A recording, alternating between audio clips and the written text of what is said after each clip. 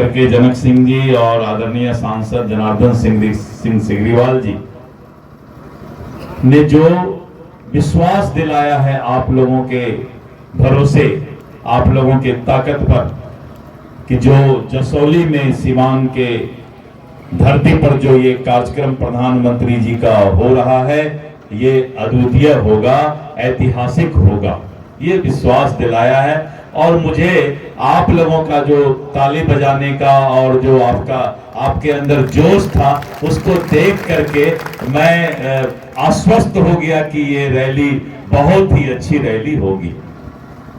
मैं धन्यवाद देता हूं आपको कि आप इतने रात में भी अपने अपने गांव से, घर से यहाँ पर आए हैं और करीब 600 लोगों की संख्या है। मैं सामने देख रहा था करीब 250 कुर्सी इधर, 250 इधर, करीब 50 इधर, मिला जुला करके 600 लोग यहाँ बैठे हुए हैं इतनी रात को। और मुझे पूरा विश्वास है कि जब आप इतना जोश के साथ बैठे हैं तो कार्यक्रम सफल होगा। मित्रों, भारतीय जनता पार्टी एक संगठन की पार्टी है और अभी जिस तरह का बैठक यहाँ चल रहा है, इस तरह का सारण, गोपालगंज और सिवान सभी जिला में अभी करीब करीब 12 जगह और बैठक ऐसा चल रहा है। यह है भारतीय जनता पार्टी कि रात हो रहा है और बात भी हो रहा है। तो ये संगठन की ताकत है भारतीय जनता पार्टी का।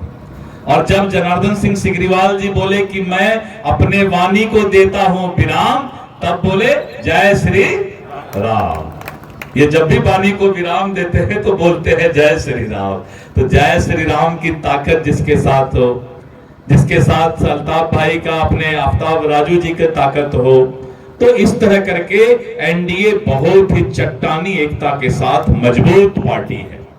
मित्रों, आप देख रहे हैं कि जिस तरह से नरेंद्र मोदी जी के नेतृत्व में भारत विकसित हो रहा है, पूरे दुनिया के अंदर एक नए भारत की ताकत सामने नजर आ रही है। और जो ऑपरेशन सिंदूर का चर्चा अभी हुआ, मैं ज्यादा वक्त नहीं लूंगा, लेकिन ऑपरेशन सिंदूर में जिस तरह 22 मिनट में 22 तारीख का बदला, 22 को घटना घटा था पहलगाम में, और 22 तारीख का बदला 22 मिनट में नरेंद्र मोदी जी और इस देश का सेना ने पाकिस्तान के 9 आतंकवादी ठिकाने को नेस्तनाबूद किया और 96 आतंकवादी का जनाजा और अर्थी पाकिस्तान में निकाला, जिसको पूरा दुनिया ने देखा। एक पार्टी का नेता बोला कि कैसे मिसाइल गया, कैसे गिरा, संसद बुला के बताइए।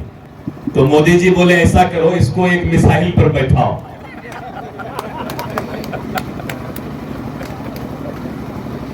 बोलता है अपने ही देश में, देश का नमक खाता है। 65 साल तक पूरे देश में एक छत्र राज किया और 65 साल बाद मित्रों, मुझे याद है मैं स्कूल में पढ़ता था, रामायण सीरियल चलता था टीवी में। जो 30-40 साल की उम्र के ऊपर के होंगे उनको याद होगा, रामायण सीरियल एक चलता था। गांव में बिजली नहीं होता था, साइकिल पर बैटरी ले जाके चार्ज करा के तब रामायण सीरियल पूरा गांव को दिखाते हैं। कोई बुजुर्ग लोग होंगे तो उनको याद होगा। ये वही बिहार और भारत था जहां की रामायण सीरियल देखने के लिए भी साइकिल पर बैटरी, लोग घर में बैटरी रखते थे, चार्ज कराते थे। आजकल के नया युवक को बोलिएगा तो हंसेगा, गए बैटरी रखा जाता है। उसको पता नहीं है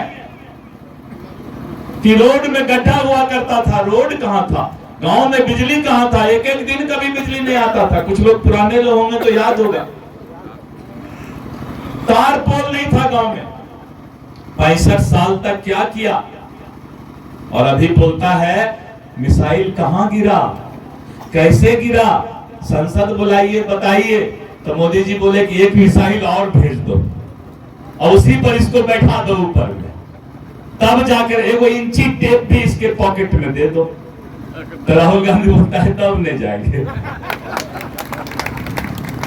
इंची टेप दे दो, जाके नापी करेगा पाकिस्तान में जाके, तब इनको पता चलेगा कि हमारे सेना का शौर्य और पराक्रम बंदानगी क्या है। मित्र, ये लोग एयर कंडीशन में रहने वाला आदमी, इसको क्या पता है खाता भारत का है, गुण गाता चीन और पाकिस्तान का।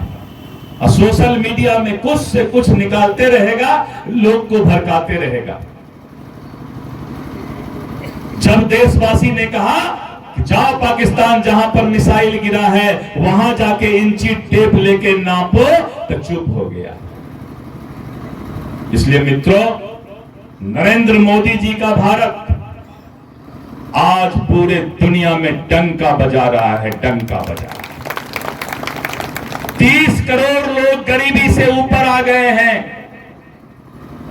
चौथा इकोनॉमी, अर्थव्यवस्था पूरे दुनिया में भारत हो गया है। जनधन खाता से सभी का बैंक का अकाउंट खुल गया है।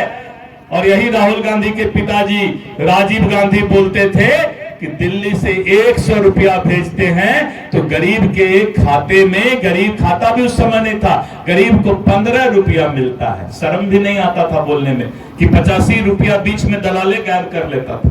लेकिन आज नरेंद्र मोदी जी के शासन में दिल्ली से अगर किसान का 6000 चलता है तो अकाउंट में 6000 ही घुसता है, उसका 1 रुपया कोई दलाल नहीं ले सकता।